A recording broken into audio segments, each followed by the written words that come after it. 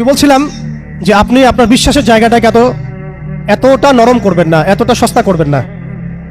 কারণ কাফেরদেরকে, ফাসেকদেরকে, জালেমদেরকে, মুশরিকদেরকে, মুনাফিকদেরকে এবং এই চলমান এই মিডিয়ার সিস্টেমগুলোকে, তাগুতের সিস্টেমগুলোকে এত সহজে বিশ্বাস করতে নাই। তারা দিনকে রাত বানাতে পারে, রাতকে দিন বানাতে পারে। আজকে আপনাকে জঙ্গি বলতে পারে, কালকে আপনাকে ফ্রিডম ফাইটার বলতে পারে।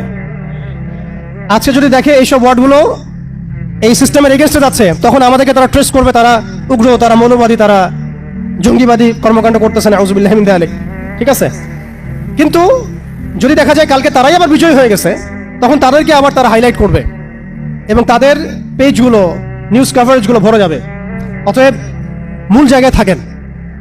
তাদেরকে দিয়ে কিছু যায় আসে না। ইসলামের আহলুল নিফাকদেরকে দিয়ে কিছু যায় আসে না। আমি একটা পয়েন্ট টাচ করতে গিয়ে জায়গায় এসেছি। দেখেন, আমাদের